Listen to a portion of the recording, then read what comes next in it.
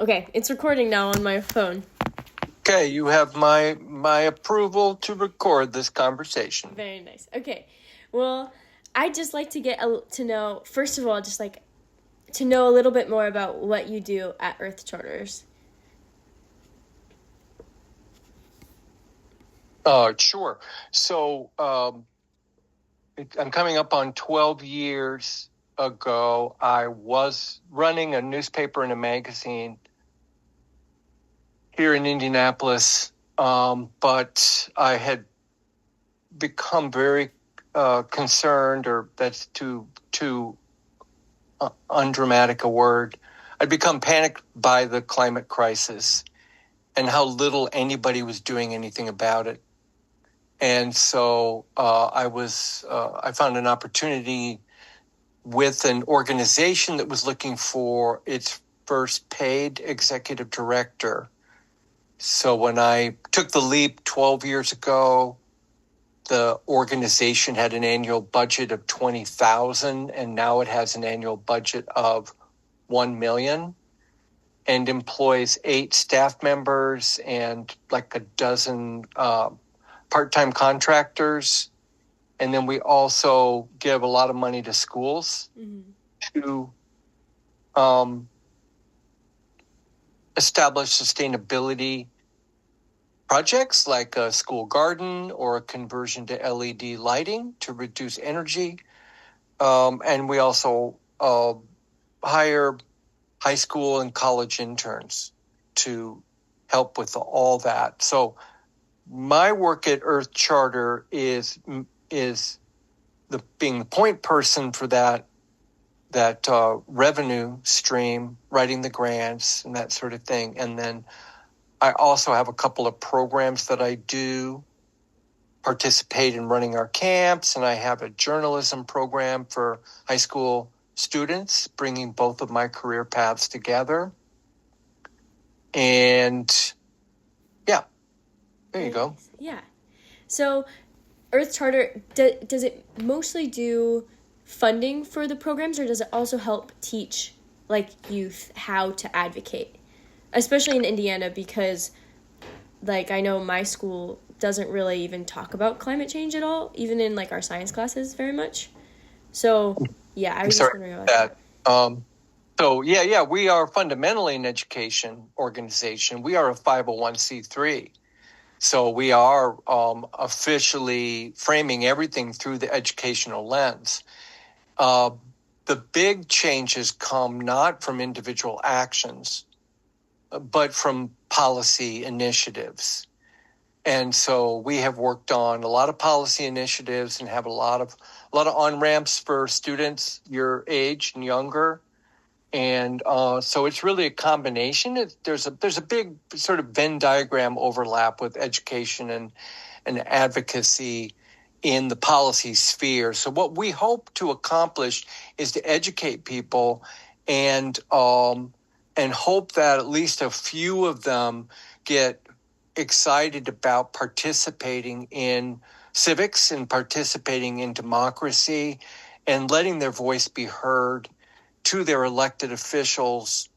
We don't advocate for a particular politician, for example, but we would, educate our people, our members, our public, so to speak, on why a bill, such as a bill that reduces the amount of wetlands in Indiana, which has been a consistent issue. Wetlands have a lot of positives for the environment. They tend to be redesignated so that they can create more opportunity for construction, which the construction then tends to create even more pollution. So it's just kind of sad and unfortunate cycle of deregulation and development, which tends to be harmful to the environment. So I kind of slipped there into a specific issue, the wetlands one. Is there like a specific example with the youth with the wetlands? Where are the wetlands located in Indiana? Is it more northern or southern? Well, they're kind of all over Indiana, but Right. there isn't a successful youth component to young people advocating for wetlands preservation Mm-hmm. that I can give you an example of. Right. We have other areas of success that I'd be happy to share, but I'm also focused on the failures Mm-hmm. because we don't have a moment to lose, and yet we're losing the battle for renewable energy, for biodiversity, for preservation of land. We're losing that battle every day.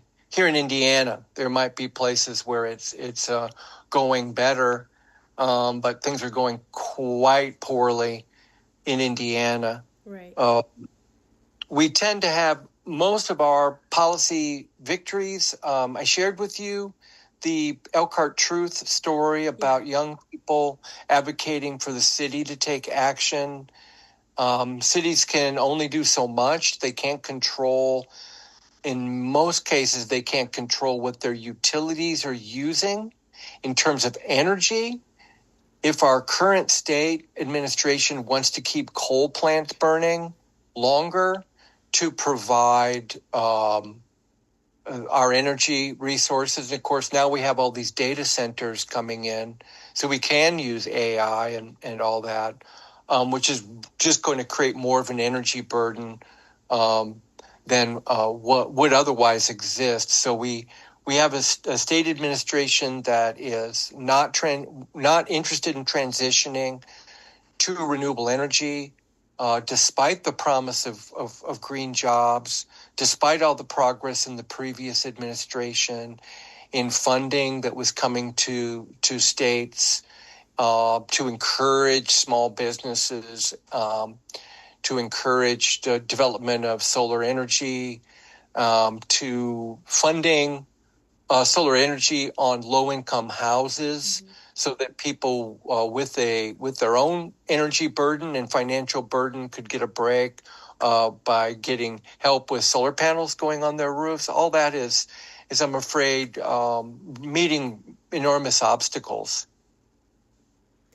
What do you think is what do you think we could be doing better?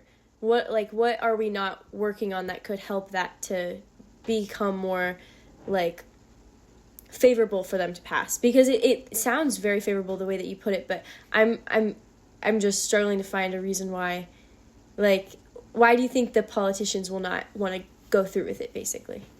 Well, you've named my daily struggle, right? Mm-hmm. When I transitioned to this job 12 years ago, but even moreover, when I discovered 20 years ago that there was a climate crisis, I knew we had a lot of issues with pollution, of course, and there were some improvements, and then there were some areas where we weren't improving. But then I started looking into climate change and realized that every country on Earth was already feeling the effects and talking about it, and that it was only in countries like Great Britain and Australia and the United States where there was an extraordinary propaganda machine. This is well documented. Back in the 70s, there was a lot of agreement across parties about the climate situation. James Hansen approached Congress, I think, in the 70s or early 80s. There was bipartisan buy-in.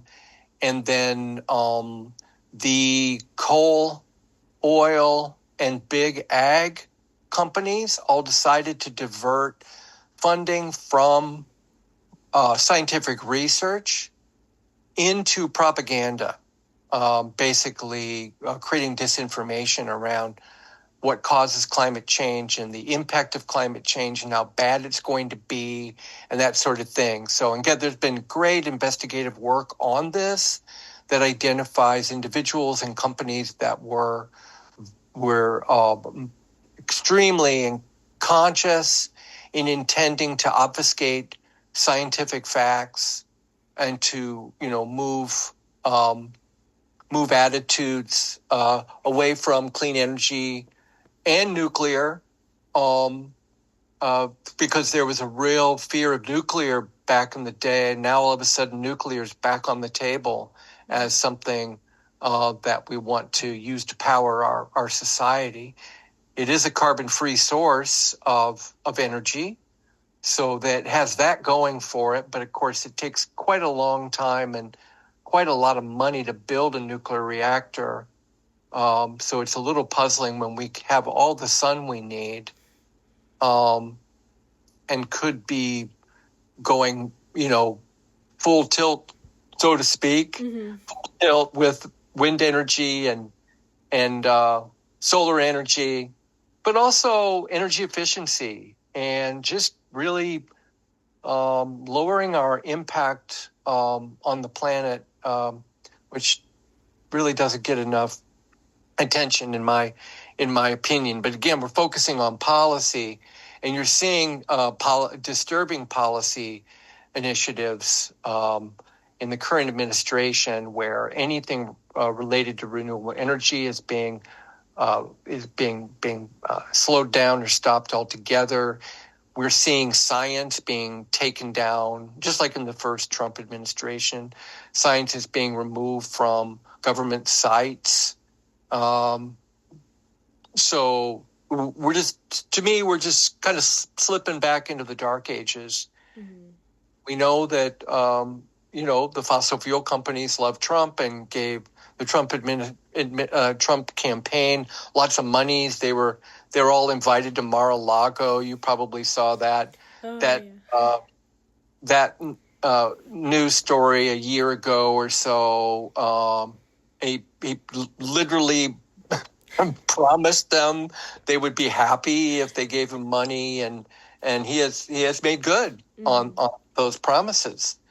So just at a time where we're seeing some of the worst outcomes of our consumer society and our fossil fuel emissions, such as the disturbing floods that are happening all over the country. This is well understood and well predicted by climate modeling. Just as we're seeing more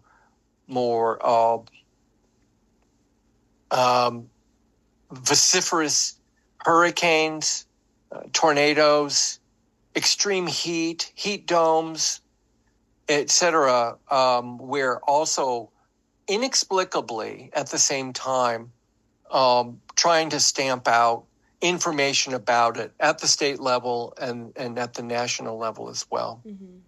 I know it's scary. There was a whole climate report that was just taken away from the, I think it was the White House website, where they didn't it's gone.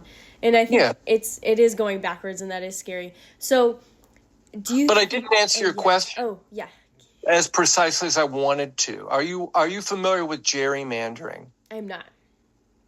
Okay, so prepare to have your mind blown. I think, yes, that's when they draw the lines. Yes. In many states, Ohio, Wisconsin, maybe Kentucky, a little bit Indiana, not so much, but every state in the country is gerrymandered. Sometimes the Democrats control it to their advantage. I think more of the time Republicans do. I think they're better at it, to be honest. Mm-hmm. But they redraw the district maps to make sure that all those dang liberals that vote blue are concentrated in a district. And these districts just look ridiculous. Yeah. No logic to them except for voting patterns. And that gerrymandering, along with allowing corporations to contribute to political campaigns, are the twin evils of our time. Mm-hmm. You can't get politicians, first of all, you can't get a third party to save your life, right? I mean, it's every time a third party pops up, it's quickly drowned out by the rigid dichotomy of the two parties, and then everything is so gerrymandered, you can't really get much progress on that more local level of what a district is. So Indiana, for example, I believe is 70% or more controlled by Republican, even though when you looked at the population, it would probably be more 50-50. Mm-hmm. But they control the census. They take the census maps, and then they control They're the party in control of redrawing the districts. Florida's going through this right now. Texas is going through this right now, where they can literally redraw the maps to position a particular party. In those states, I think it's Republican Party is being advantaged by that. But again, it's the ability of both parties to do that, which I don't know how you would remove that mechanism, but it does seem it would be wise to rethink that whole process, because it ends up with outside supermajorities. They call that. The Indiana in the House and the Senate are supermajority Republican.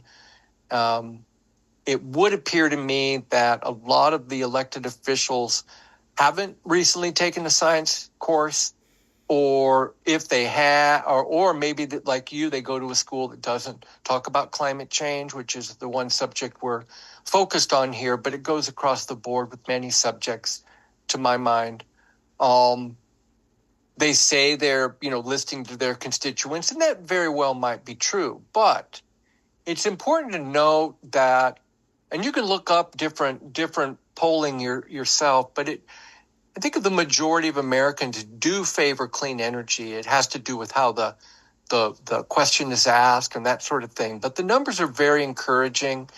And then there's a project we're working with called the 89% Project that shows an overwhelming number of people in America, United States of America, want the government to do more to work on climate change issues. These are not the messages that we're getting in our day-to-day politics. And there's a real disconnect, I think, between what people are thinking and then what ends up being an outcome in their political, how the politics plays out with the different bills being passed. So I think it's also important to note that young people have a real impact on this, a real influence, which takes us back to Earth Charter and the work that we do. I don't know how people who work with adults survive this job, because the deck is so stacked against us at this point.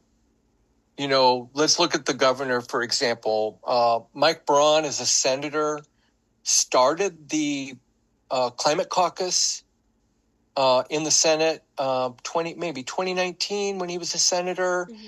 He teamed up with Chris Coons, a prominent Democrat in, I think, New Jersey. The climate caucus in the House and the Senate, by design, are created by one person from each party. And then let's say Chris Coons and the Democrat wants to add a Democrat. Well, they're easy to find, right? They all understand there's a climate crisis. But before that Democrat can be added to the caucus, they have to find a Republican. Okay.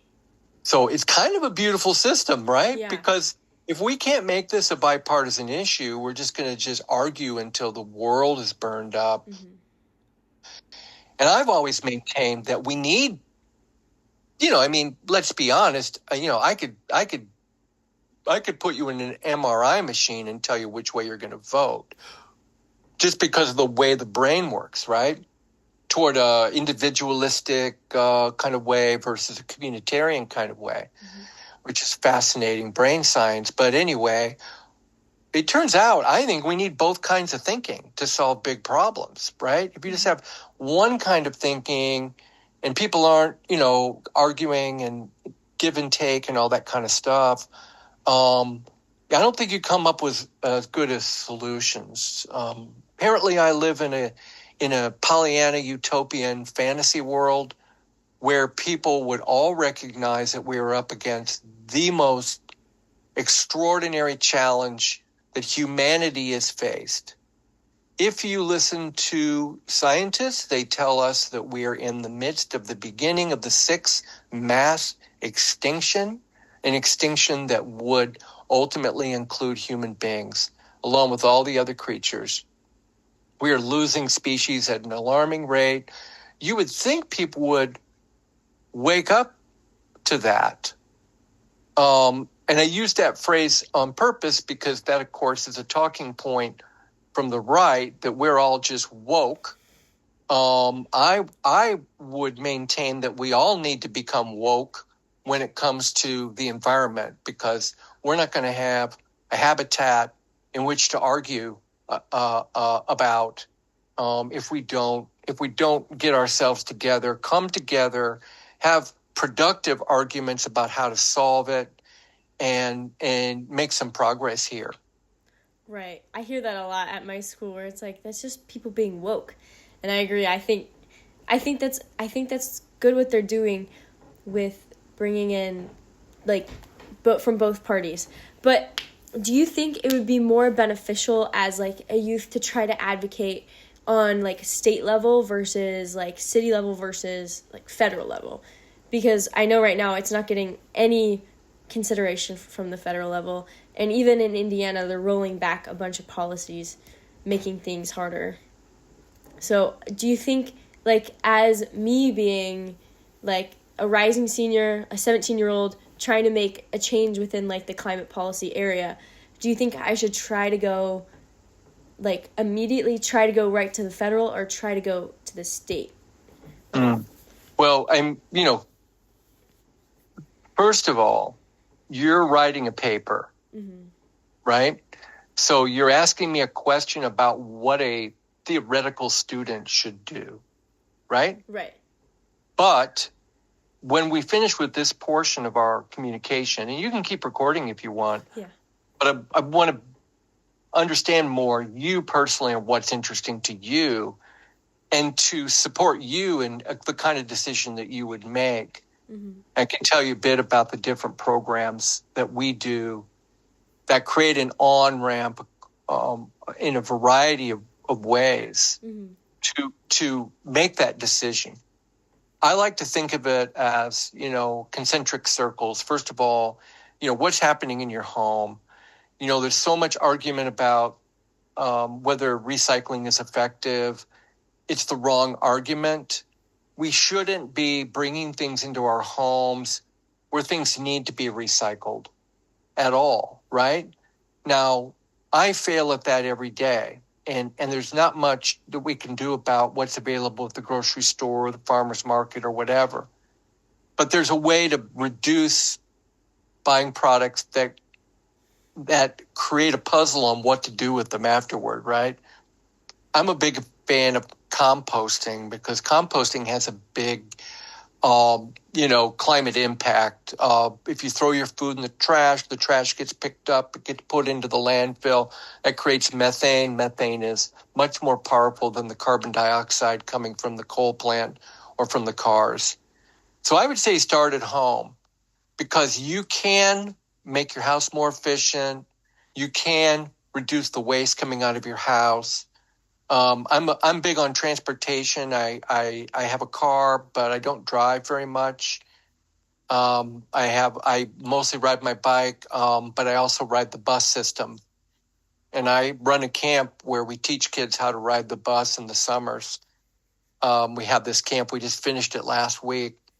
But anyway, so there's that house and the decisions that you make as an individual and as a family that can have an impact on your neighbors, right? To normalize the idea of of composting. You live in Indianapolis, right? I live in Fishers.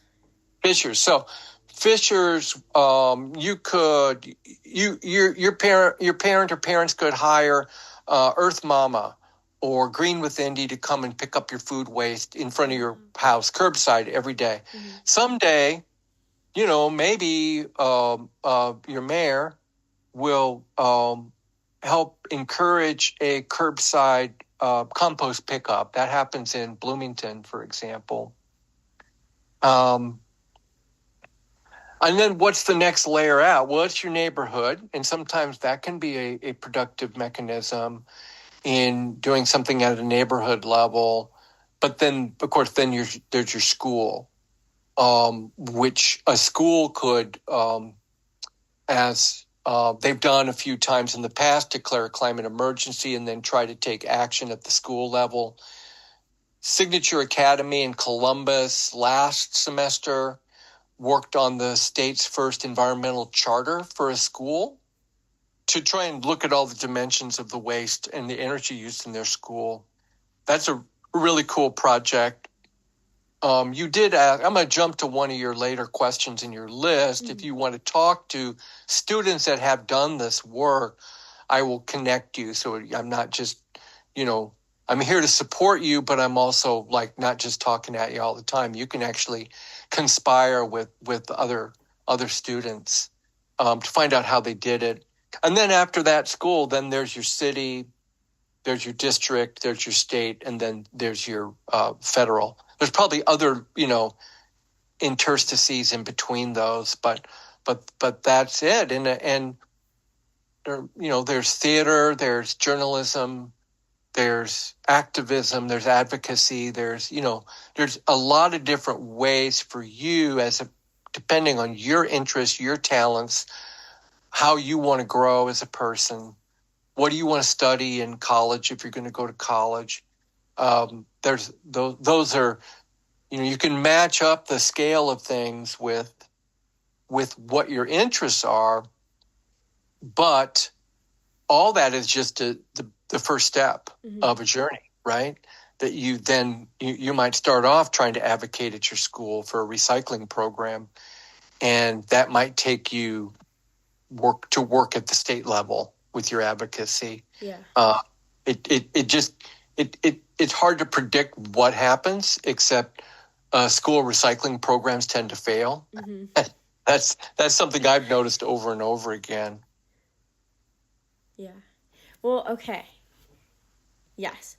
And so what do you think would make the youth voices especially helpful in the realm of politics? Because if you said it was difficult working with adults, do you think it makes it more of having the youth having a purpose because it's like their generation that will inherit everything that's coming after all of this? Especially just like seeing how sad everything was in Texas with all of the flooding, like how it especially affects the youth when there happens to be disasters compared to adults. Well, yes, and what you're alluding to, how I would put that, is that young people have moral authority. Yeah. In my experience of working with young people around the state of Indiana who advocate at the city council level for the city council to do something about climate change,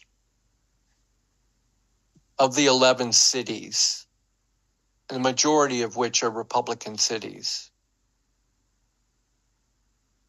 I'm going to estimate there's maybe 100 city council members total from those cities that voted.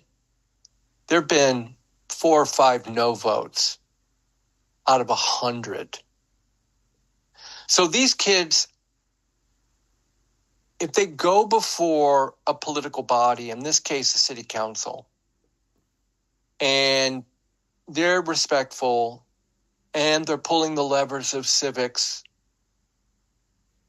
in other words, they're jumping through the appropriate hoops, and they're using science, or they're just beseeching these elected officials, they're almost impossible to say no to, as has been proven in Indiana by that particular process. Now, why does Fishers not have this? Right? That's kind of a big puzzle to me. There's never really been a group of young people that have tried that I know of.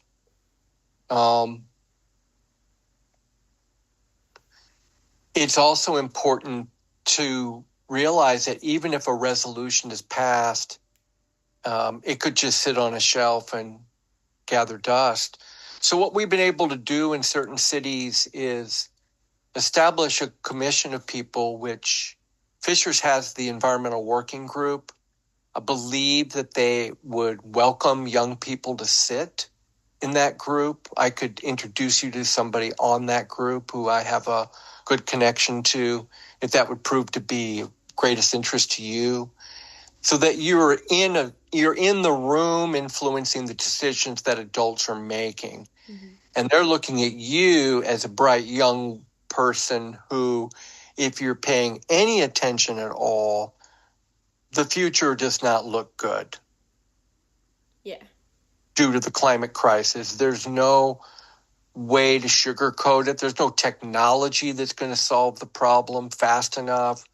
It's going to have to be 50 solutions at once. That's going to maybe slow things down. We're in trouble. And I don't think that a thinking adult can put that aside when faced with a young person. Mm-hmm. I'm banking my whole life on it at this point. I would get out of this business altogether if I didn't believe that the power of young people is the most effective power that we have. Mm-hmm. I mean, obviously, billionaires are the most effective power, right? And corruption and all that kind of stuff. But the only way to counter that, I think, is with a significant number of people having their voice heard, but letting young people have the space to make the speeches and be on the panels. I'm asked to do that all the time, and I say no 95% of the time because I did it for years. It didn't do any good except entertain myself, and now I suggest young people to take those speeches on. Last year, we had an intern named Paige Hine, who we met the year before. She was a Key Club kid out of Valpo. And I don't know if you have a Key Club at your school. But anyway, she started working with Earth Charter. And then, her senior year, she interned with us and made $15 an hour. And she made numerous speeches at the State House about a multitude of environmental issues. And we had a few other interns as well who ended up speaking of the State House, being on our social media and TikToks and whatnot too, if that sounds at all interesting to you. Yeah, I think that's awesome. I think maybe being with an organization that has helped and it's all around the state makes maybe the youth seem more credible. Do you think than like if it was just like I don't want the biggest fear of trying to be a youth involved in this is that you're tokenized, I think, and that they only really want you to be there because it makes them feel like they're making a difference. Even if the climate policy is passed, then it isn't enforced. And I think that's the hardest thing. Do you do things at Earth Charters to help ensure that once the policy is passed that it helps become enforced? Do you think? Is that like a next step? Yeah, a couple dimensions on that. One is we have a contractor program, resiliency coordinator program. So Terre Haute is a really good example. Terre Haute was a Republican town that passed this resolution a few years ago. And the resolution included a plank, so to speak, about establishing a sustainability commission comprised of citizens and city officials. And the citizens would include people from the business community, from the faith community, from the environmental advocacy community, and youth. So now when the Sustainability Commission in Terre Haute meet, there are kids there. And by kids, I mean high school kids. The kids that passed this resolution were in middle school at the time, and they've stuck with this and attend these meetings and continue to be able to influence the decisions that are being made at the city. In Richmond, it's the same situation. We have a coordinator in Terre Haute. We have a coordinator that we pay in Richmond, and she has hired a couple of high school kids to work on some of these issues, and they also, intersect with the city government as well. So keeping the young people involved in these commissions is really important. In a lot of cases, we have to actually have a paid contractor, there, an adult there all along, assuring that the kids aren't just tokenized. They actually have a seat at the table. They're being listened to, and actual progress is being made at the city level. Now, is there progress being made? I mean, yeah, here and there, nothing terribly dramatic. We have a college intern this summer from IU who's putting together a really ambitious dashboard, which is going to give everyone the opportunity to see what cities have climate action plans, what cities have sustainability commissions, are there young people on the commissions, what decisions are being made at the city level, and that should be ready by the end of the summer.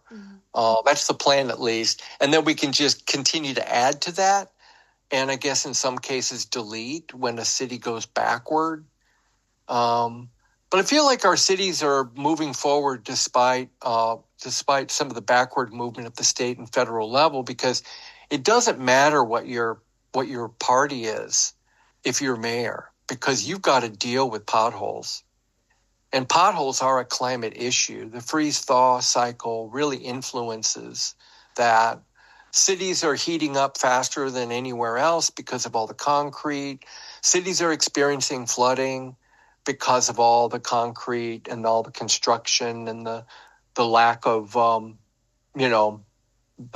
of strategies in the built environment to mitigate rainstorms, that sort of thing.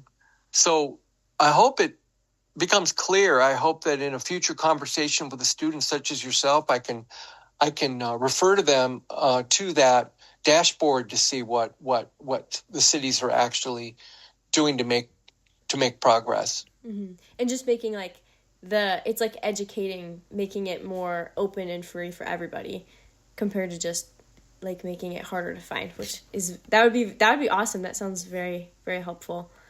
And then if you were writing the paper I'm writing, where I'm trying to find, I'm basically writing as not step by step, but tools to help youth become more involved in their community. What would be 2 to 3 main points that you would give to help?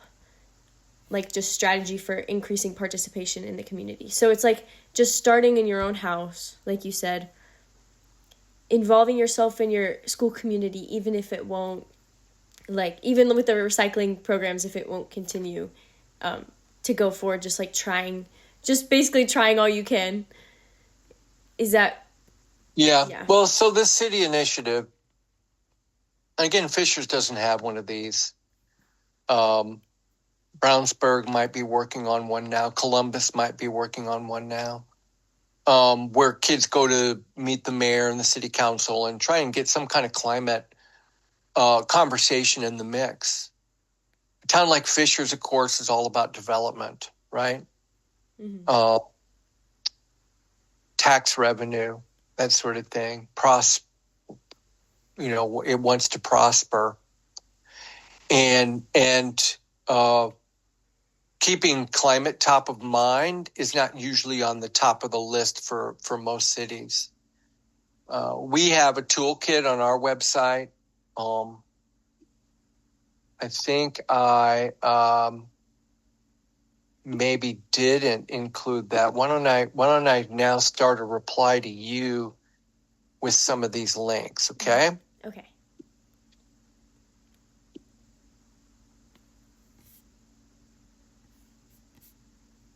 Give me just a second here.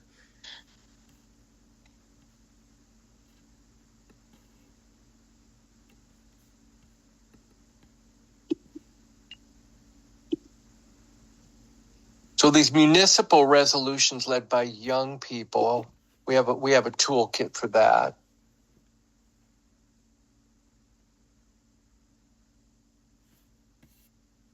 When it comes to school initiatives, we have a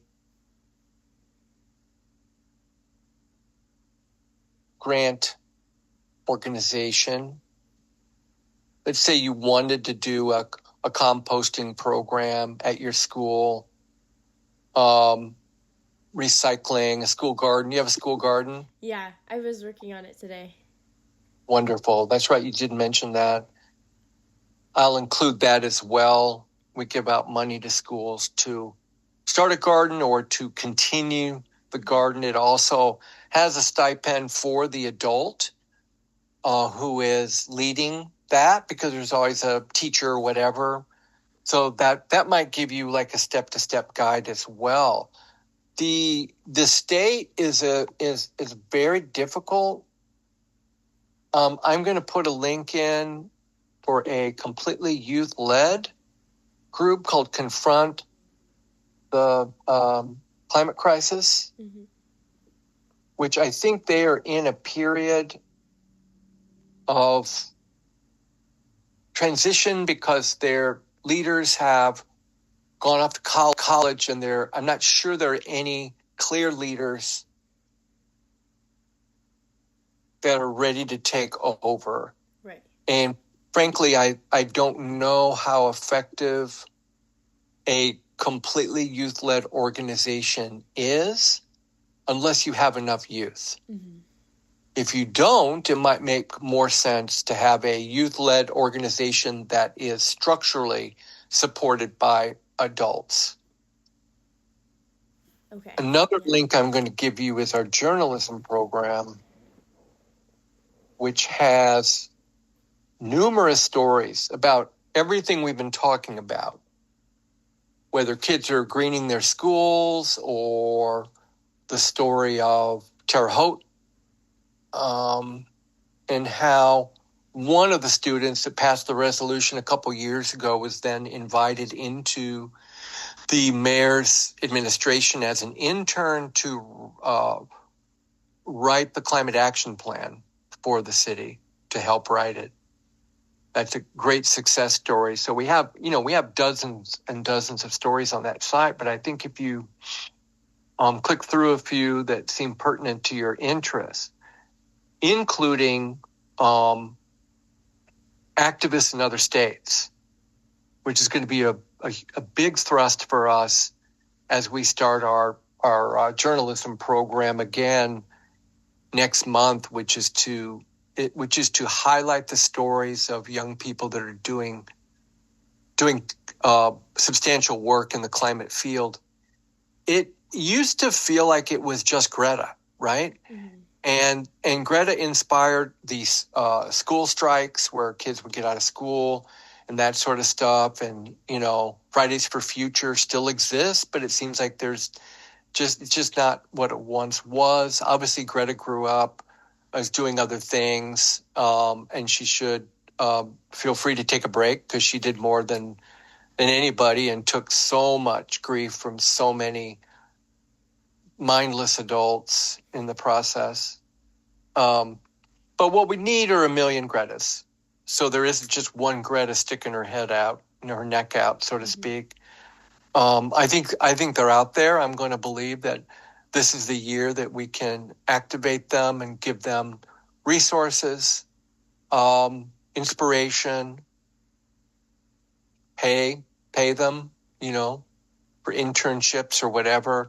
Our journalism program, we pay $1,000 a semester to a student who is, helping to run the program, write stories, edit stories, do social media, that sort of thing, whatever their interests are.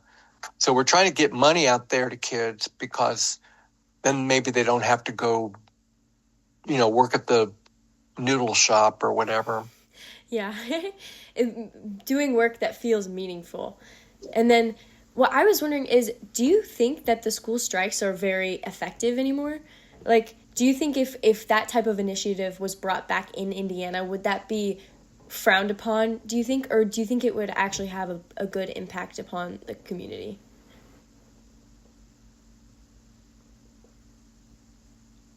I don't know. I think that there's never been there's never been an important social issue change, whether it's voting rights for women, voting rights for people of color, rights for people of color, just basic human rights. I just don't, and anti-war stuff. I don't think there's ever been positive change without people actually having their voice heard. Mm-hmm. But it's not enough, right? If there was going to be a school strike, it doesn't sound like your school would be very amenable to it. But if there was going to be a school strike at Fishers High School or whatever, I think it would be important for the students to have a list of demands, have a list of aspirations, and then demonstrate their commitment to making sure there's follow through and action. For example, getting solar on your school. Well, that's suddenly a lot less affordable because of the recent bill that was passed last week or the week before. Mm-hmm. But it is still possible. Funding for solar at your school could be a bake sales and car washes, for all I know. I haven't read about a school that's done that. Mm-hmm. When you go to the journalism site, you'll see a school district in Arizona that passed a really ambitious climate policy. It's the most comprehensive in the country. Mm-hmm.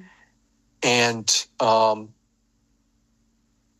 that's like trying to go from 0 to 60 in a minute. But, you could I could get you in touch with those people to find out how they did that. But again, that takes a lot of legwork. Now, last year we had a remarkable intern. She's now off to Cornell. Her name is Raina. And Raina designed her school situation to be mostly done with her essential classes by her senior year. So she literally was taking 1 or 2 classes per day. Wow. Rest of her time, she was at school working on leading Confront the Climate Crisis and leading our journalism program. I have only seen that in a couple of instances. I knew a kid in Carmel 10 years ago. Maddie was her name. And she decided to quit school, but stay in the show choir, which I thought was a delightful decision. She homeschooled herself, very bright kid. She ended up, just spending a couple hours a day on her classes.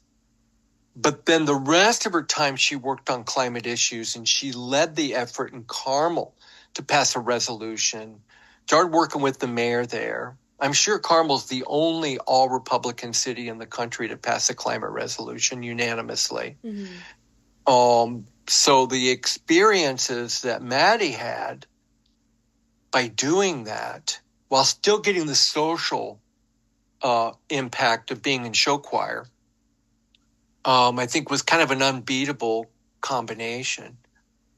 I can explain this, but it still amazes me that there aren't more kids who just go, you know what?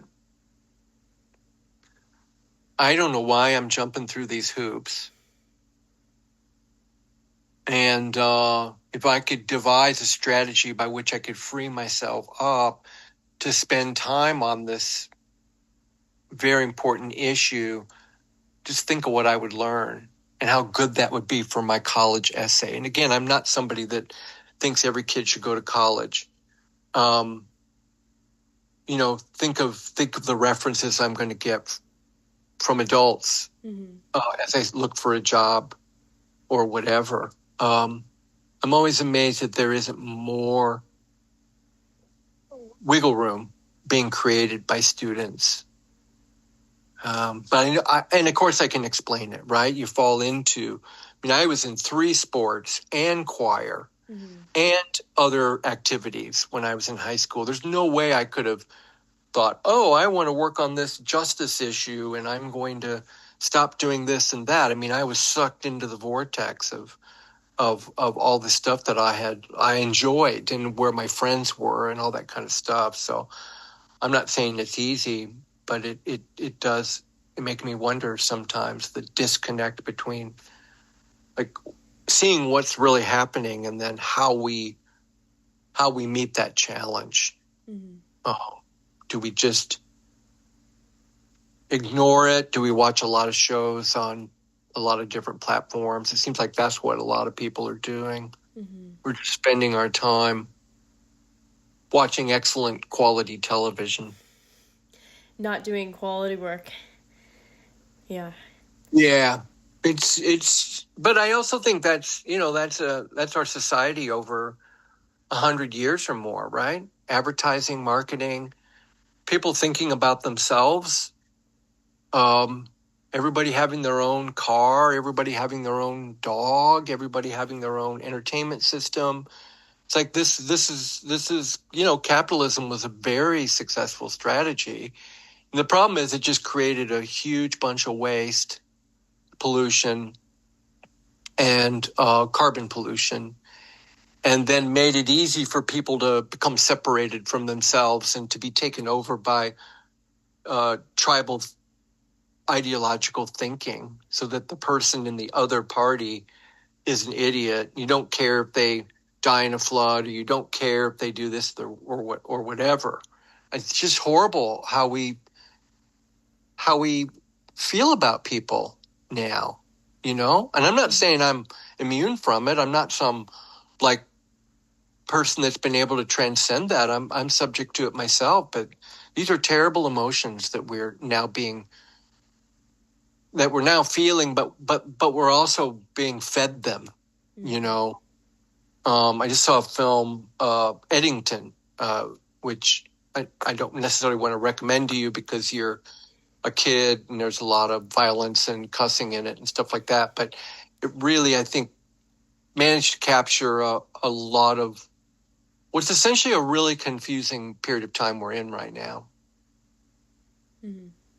I'll look up on it. We couldn't have brought the mastodon down to feed the clan if we were arguing about stuff, right? Yeah. We had to work together to survive.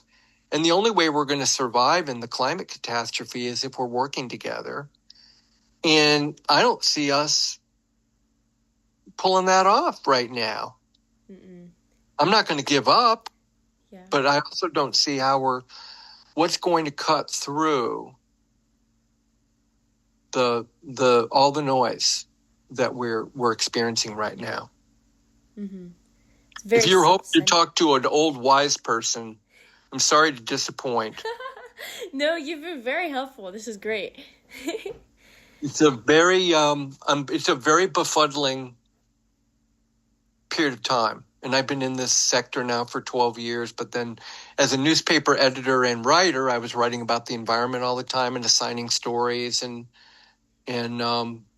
writing plays and screenplays, most of them about consumerism, the dangers of advertising, that sort of thing. So I've paid attention to this my whole life, but and I'm lucky I get to do it for a living, right?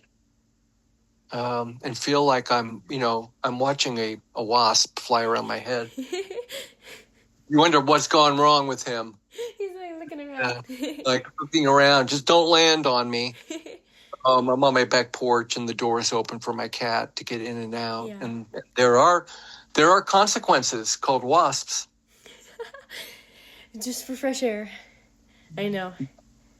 Well, I agree. I think the point you've made about integrating individual what's it called?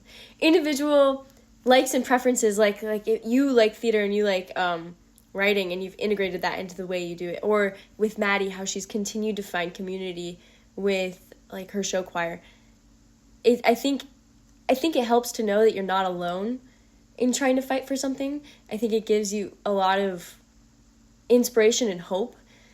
But I think that is the only way to get through something like this, where you do need to have an all-community effort, an all-in approach where everybody is fighting for the same thing. Because I think we're all just fighting against each other, and we're not really looking at really the big thing that's about to happen. And it is happening, and it's It's such a hard problem to tackle. So thank you so much. This has been very helpful. And if I could help be connected to those people you were talking about, that would be amazing. Like the individuals. If you're done with those, with your questions, Let me look. let's shift the conversation to you. Okay. Yeah. Okay. I do want to say though that I just had a memory when I was a kid, and I mean like single digits. I was obsessed with Godzilla. And I mean, these are the old, like, cheesy Godzilla movies with the guy dressed up in the suit, Yeah. you know? But what always happened in the Godzilla movies was Godzilla was brought down by community, by people working together, you know? And I've always thought, well, what's our Godzilla? It's climate change. Yeah. Climate change is our Godzilla. And if we don't realize that and work together, Godzilla's going to tear us apart. So I don't know how many people are out there using the Godzilla analogy these days, but I sure am.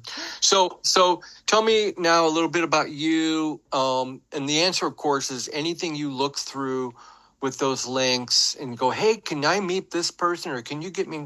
The answer is, of course, going to be yes. But so you're at, how do you pronounce the name of your school? Garin Catholic. Garin. And is it a religious school, religious-based school? It's Catholic? Yes. So the Pope who just died was a remarkable environmental leader. One of the most important. And the Laudato Si? Yes. Is one of the most important climate documents ever written. So you go to a Catholic school, is Laudato Si ever mentioned? The most it ever is probably in, I'm assuming, the farming and food class, which I'm going to take that this year. Yeah. And that's the farm that I'm helping to work on. I think it's called the St. Joseph's Farm, so it's based in that. But most of the time, it isn't, like, brought up very much at all. Even though it's a Catholic school, it's not a big problem. The main problem, or I guess issue, that my school is concerned with is, like, it's pro-life. And so it doesn't usually even venture off into climate problems at all, which is, I think it's very sad, because that's what I'm very concerned about. I think that's a huge problem. Well, and look at the connection. Why is that connection not being explicitly made? Right. Right? Right. If you care about life, then why are we proceeding with mass extinction? Basically, you know, I mean, I can just shake my head all day about stuff like that. What's the population? How many kids? I think, there's about 200 kids in my grade, so I think there's about 800 students total. Is there a club? There is no club. I've been wanting to start an eco one. club. No, there is no eco club. I've been wanting to start one. I was thinking about one last year, but I got so caught up, like you said, with all of the sports and everything. Like, I do rowing, and so I travel down to Eagle Creek every day. Oh, nice. Yeah, it's really great. I love being able to be outside every day. It's, like, the favorite part of my day. But yeah, love that. I love that park, too. We have a lot of camps out there, too.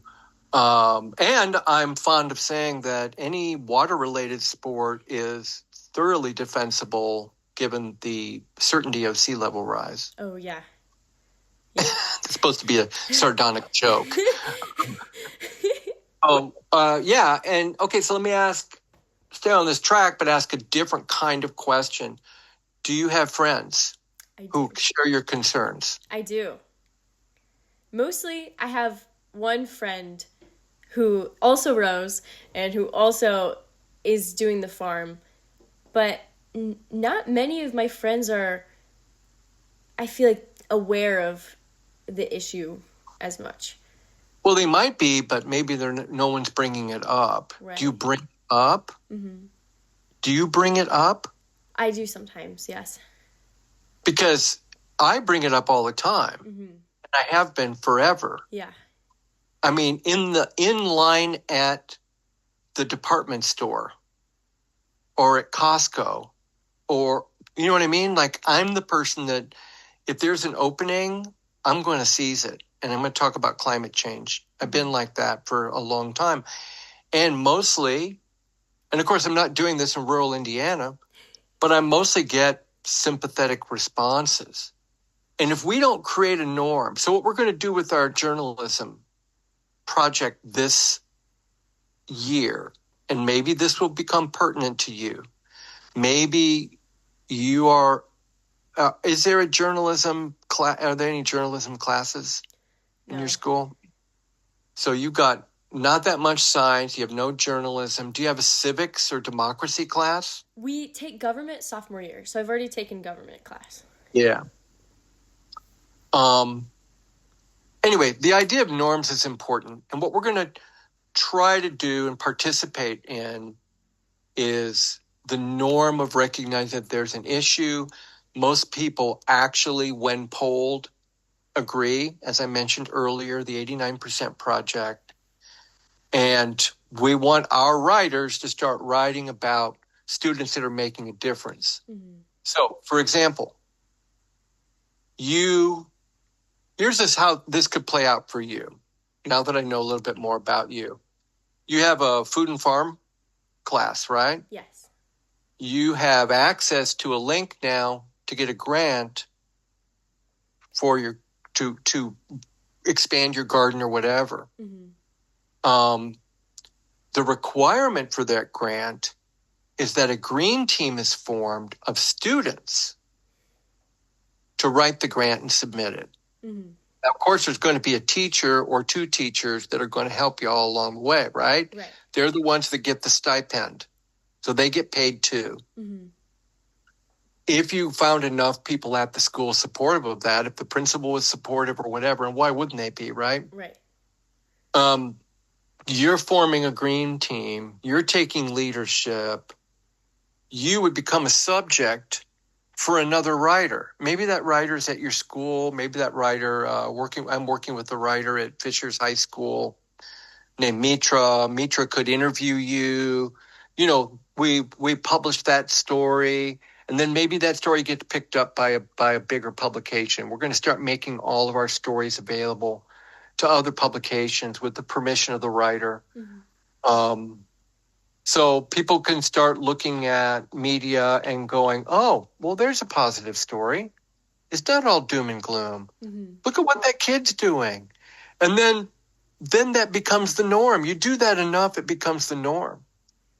Like, again, this might just be a Pollyanna fantasy on my part, but I just feel like it's our best shot. Mm-hmm. If we can normalize the idea of youth action, reward that youth action, communicate that youth action by youth doing the writing and the communicating and the videos and whatever, then why wouldn't that spread like wildfire, right? Mm-hmm. In a time where we feel scared and hopeless, why wouldn't that work? That's how I'm operating on that. So that's how that could play out for you. Another way this could play out would be for you and your friend or friends to get in contact with, and I'll add that link to the Environmental Working Group in Fishers.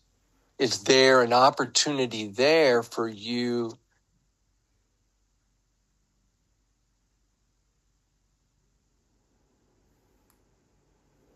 to get involved? They have different committees and stuff, and I'm sure that there's a food committee too. All right, so Environmental Working Group. I don't know. Have you ever met your mayor? I have. I don't actually know. I don't think I have. I think my dad said I did when I was like really little because we played his daughter's team in a volleyball match, but not that I would remember. Yeah, I think he's a really cool guy. Mm-hmm. And I think he's perceived as a future leader in the Republican Party for Indiana. So getting him more focused, and I don't know anything about Scott, whether he's real focused on climate or not, but getting his mind getting climate top of his mind could be meaningful, right? Yeah. Maybe he'll run for mayor, for governor someday. And having a climate aware, we thought we were going to have that with Mike Braun because of the climate caucus, but it turns out the gravitational pull of the current Republican attitudes was too much for him, I guess. I don't know. So that's how that could play out too on the municipal level. If you get really fired up, you can find out what Confront the Climate Crisis is doing, because they're the ones that are regularly working at the state level. I'm sure you could very quickly, by putting your address into a search function, you could find out who your representative and senator is. And by senator, I don't mean Jim Banks and Todd Young. I mean your state senator and your state rep. That's what Confront the Climate Crisis does, is they establish programs to work directly with their state elected officials. And then kids come to the state house and have, climate rallies at the state house on a regular basis. At least that's what they did before a lot of the leaders moved on. But if you want, I can keep you in touch with any new meetings that are happening. You just have to take a good look at what you're committed to this year with sports and anything else, and kind of decide what realm do you think you can make the most difference in. Right. And also enjoy your senior year, right? You want to enjoy your last year, but I have a hard time enjoying myself, period, unless I'm doing some kind of work about climate. That's where I'm happy, is when I'm doing something that is involved in something regarding the climate. Well, that's a really good point of view. Thank you so much. This has been very, very helpful. Yeah. I hope to stay connected. We can have other conversations. I can get you in contact with other people. Take a look through those links and then return to the conversation anytime. All right. Well, thank you so much. This has been amazing. Thank you so much. All right. Enjoy the day. Nice Bye. to meet you. Enjoy the day too.